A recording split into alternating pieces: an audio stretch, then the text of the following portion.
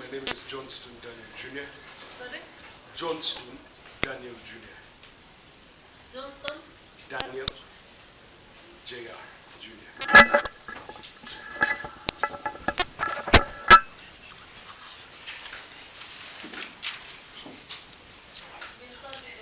Been served with the application, nor has my client been sent me a message. My understanding is court, and I was ready. I've been given indication that there's a miscellaneous application against him. Presented the application, so I cannot respond. None. I have scanned through the application. They asked me for custodial. This application, the 7th of April 2025. In this application, we are applying that the respondent be detained for 21 days at Capitol Hill Police Station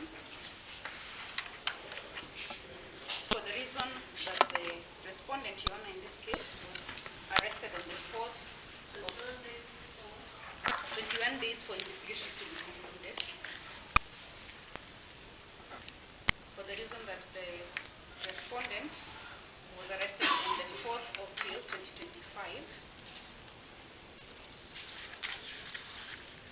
You know, the IO in this matter is investigating on the 4th of April 2025.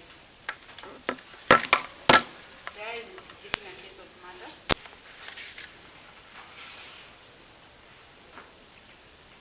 in which a student of multimedia was killed.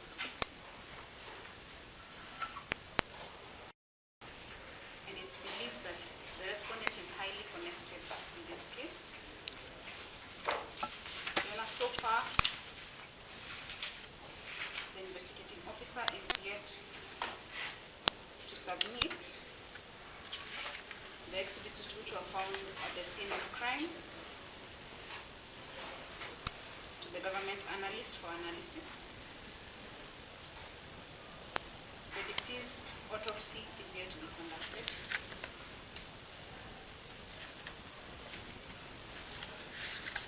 The DNA samples from the respondent are yet to be obtained for the purpose of comparison with the exhibits that were recently covered.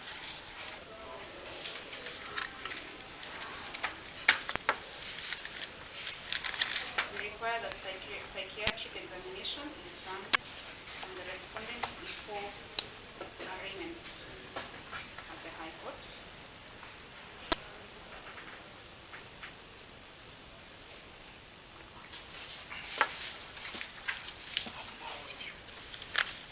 The matter has evoked immense public interest and needs to contain femicide cases in the country.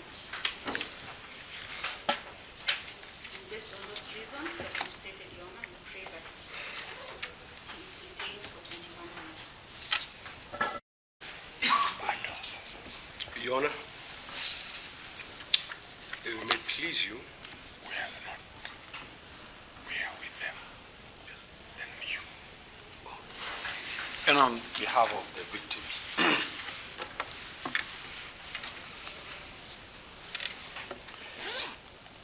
the deceased of a single, the eldest daughter.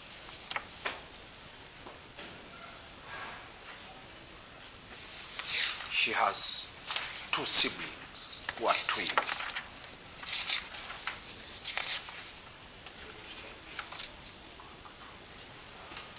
hail from the slum of Kawangware.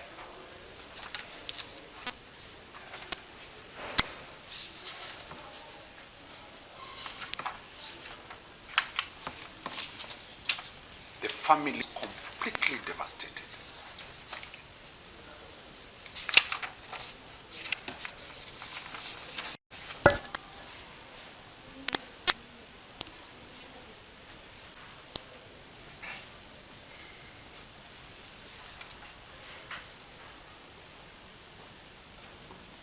Which has moved from the ordinary murder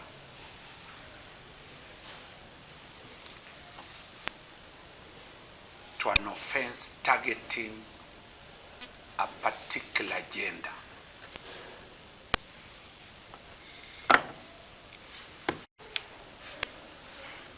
The female gender from this republic.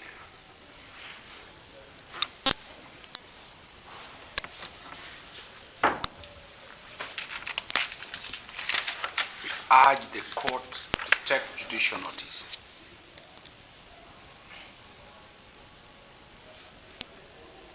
that this offense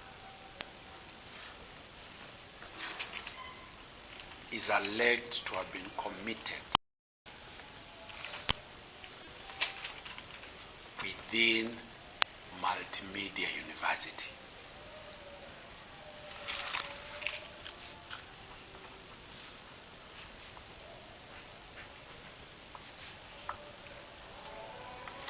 Where every parent takes her daughter, the parent is comfortable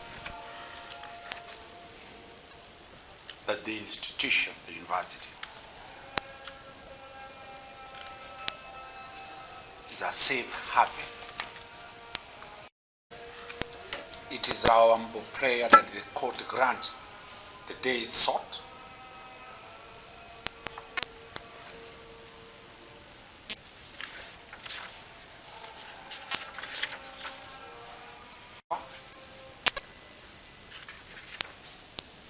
And we shall be seeking that with time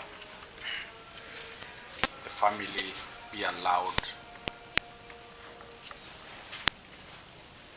to file affidavits later.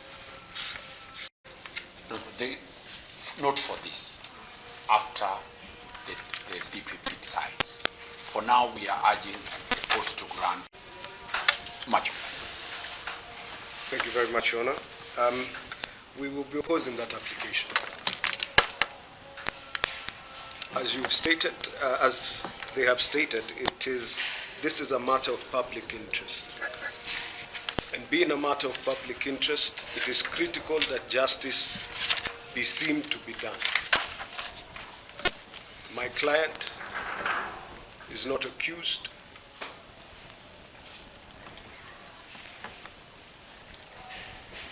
And therefore, not being accused should not be held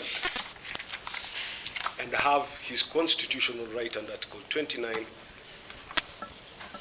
of a right to liberty arbitrarily of Articles 49 and 50 with regard to the rights of an accused person and fair trial. My client has been held since, I believe, Friday, which is the 4th. To hold in any further will be an abrogation.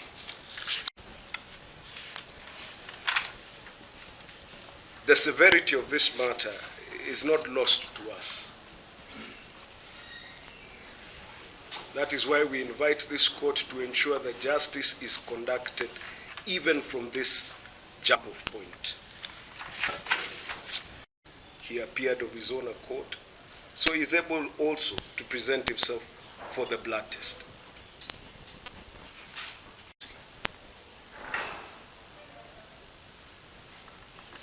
With regard to the question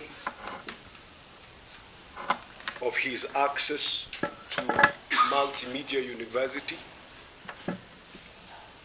the police have had access to the crime scene, They've conducted their investigations. They've sealed it off. He has no access or influence over that crime scene.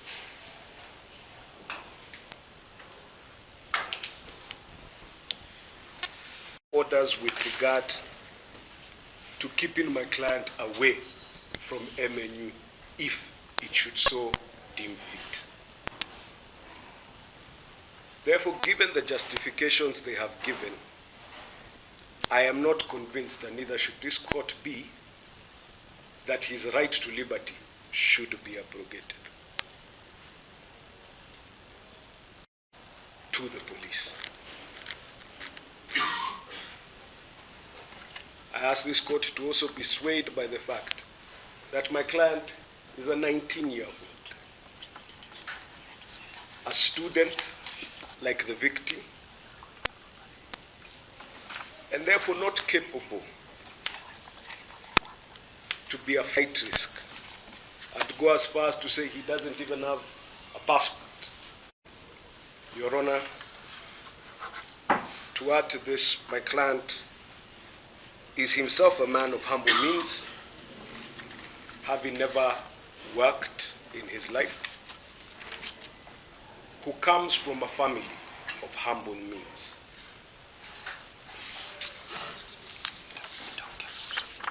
We are asking, therefore, his own cognizance, or even to the custody of his family. You would both do justice to him and the victim,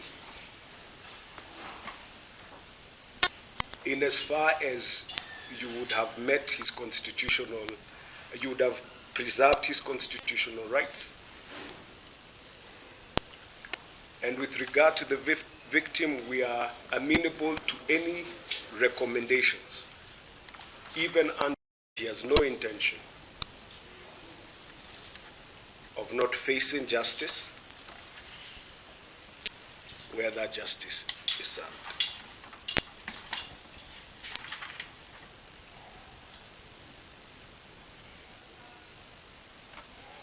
Thank you. Since the 1st of May of April, he gone missing, and he only resurfaced 3 days later. The charges he faces are of a serious nature, and they attract the death penalty. And him being the primary suspect, that is our prayer.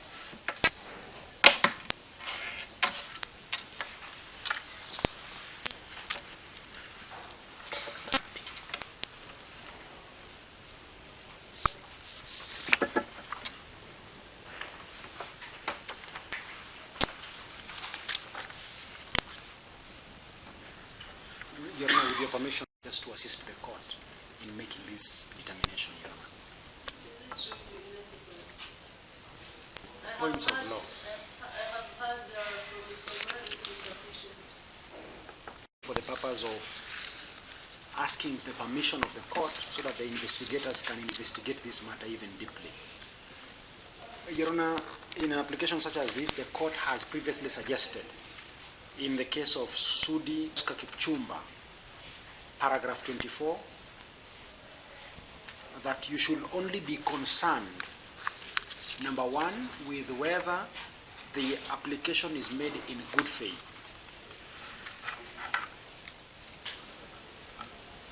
As is, Your Honor, from the submissions flowing from my colleague, Mr. Johnston Daniel Jr.,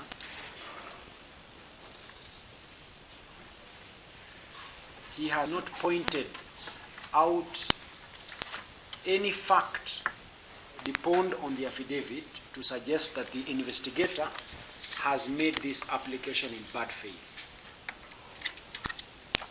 Secondly, Your Honor, to balance the quadruple rights, the public interest, that of the victim, the accused person, respondent, and the proper administration of justice. On the first day of April. Let us not go to those issues and if they are insufficient. Let me leave directly. Most obliged.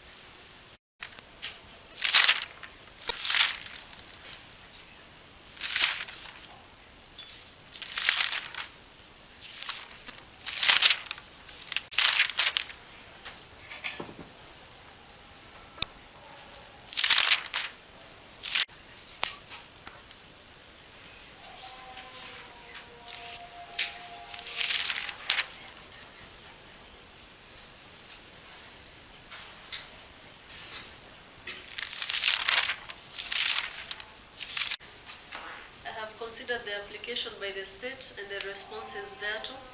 There is no doubt that the offense being investigated is a serious one and carries a severe punishment in case of a conviction.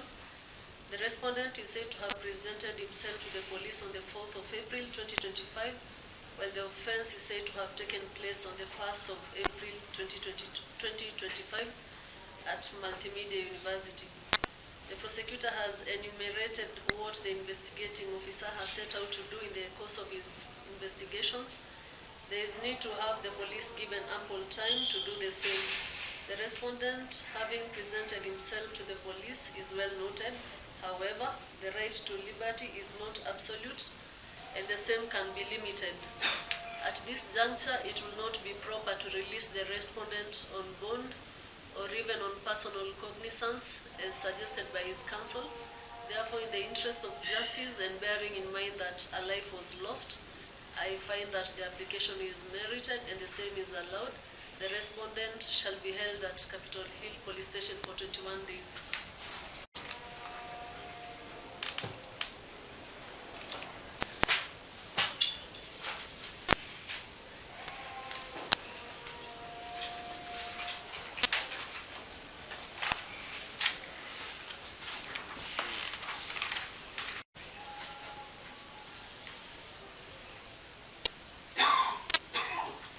Second of April.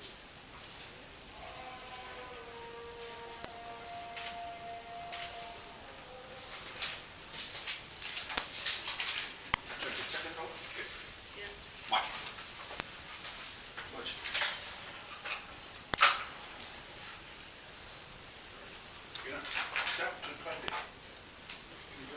End on 15. That's 15. Second is 15. 28th. Today is 7. Yes. 28.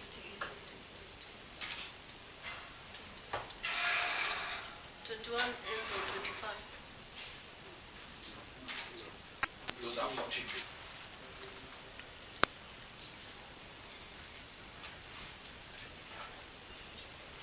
Sorry, 28. 28. Prosecutor.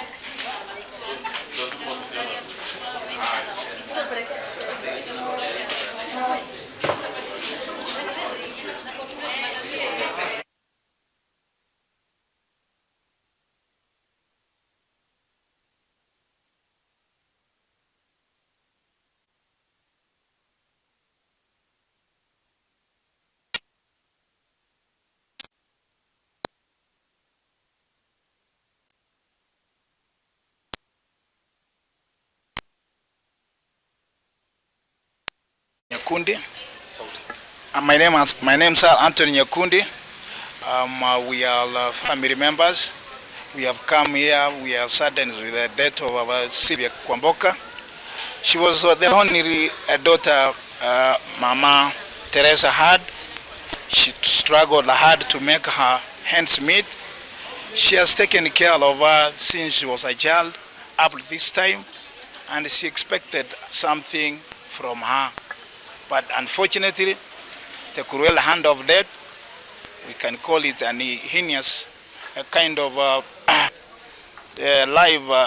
we call it an act of, I don't know whether I call it a satanic act, has taken her. We are trying to come to terms on how we lost her, but we cannot come to the terms. But we live with the authority, we live to the lawyers, and we live with the state so that they can take an action, so they can prove this, and we'll be served with justice. We say justice for Sylvia and for the family. Thanks. Jina ni Clinton Nyamari. Mimi ni ndugu yake mama ya huyu msichana ambaye amekufa.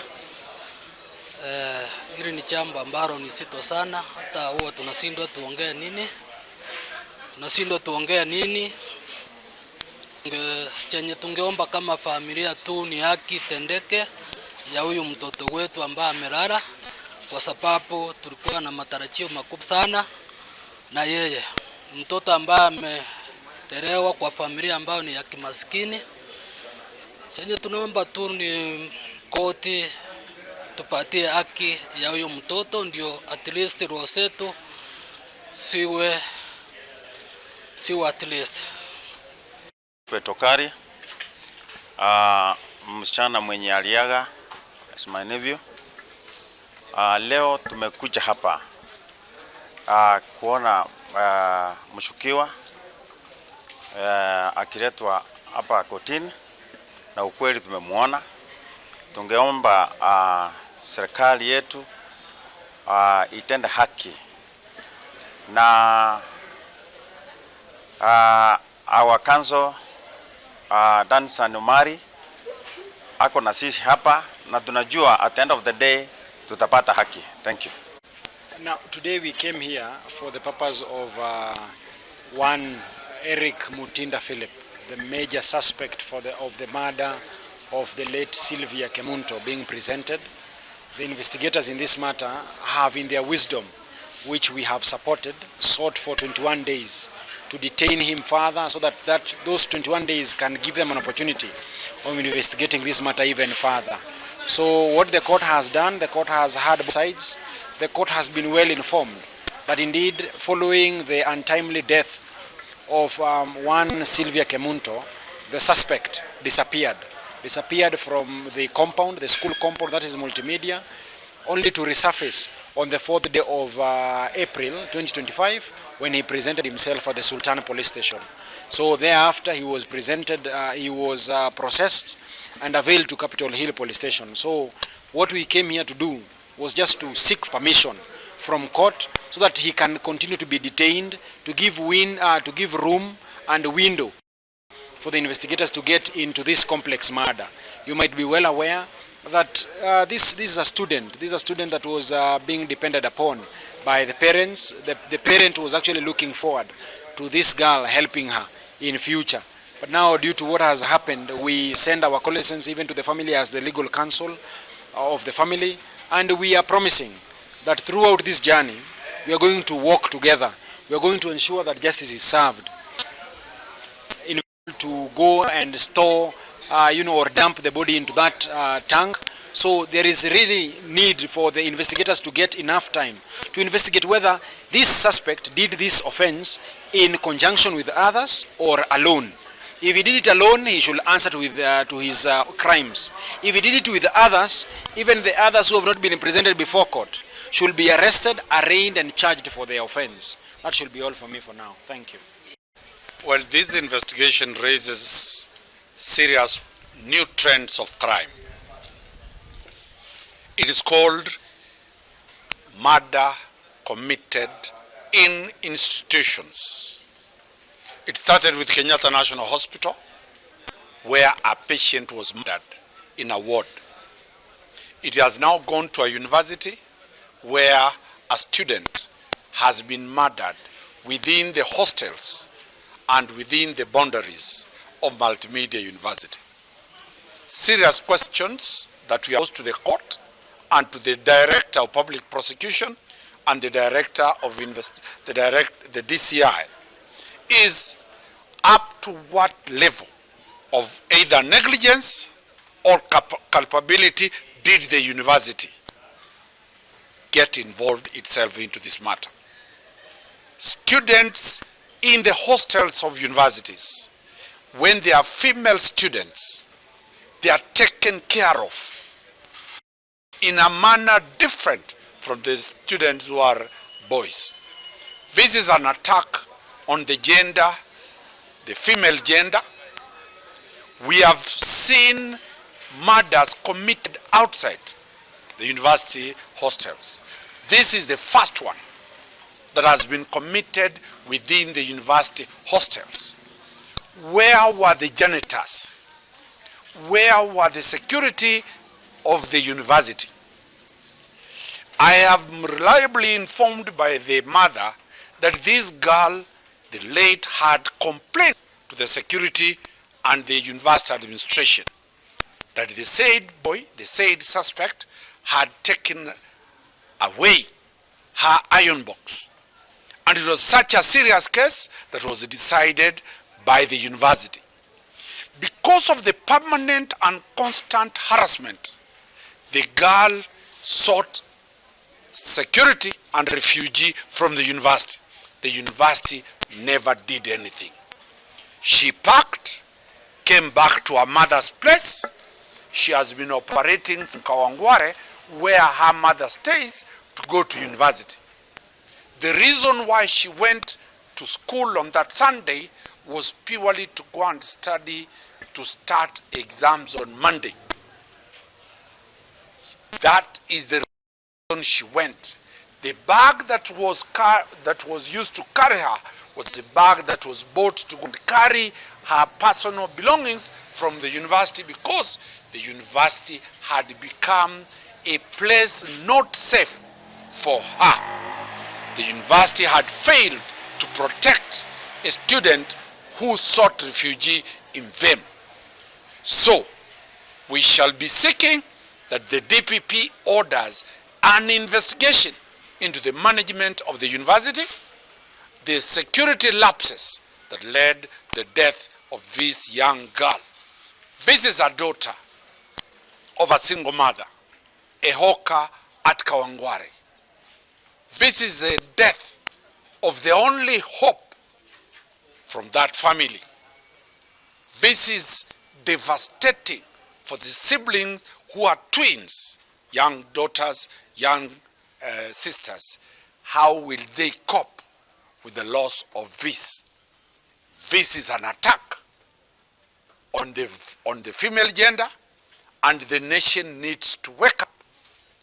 If we allow this to continue, then the question about our daughters, our sisters, our aunties, our mothers, our grandmothers, who shall protect them when the government and the government institutions fails to protect the young students who are in the safety of the hostels of the university? We shall be watching brief. We came here, the state sought for 21 days. We have supported that application.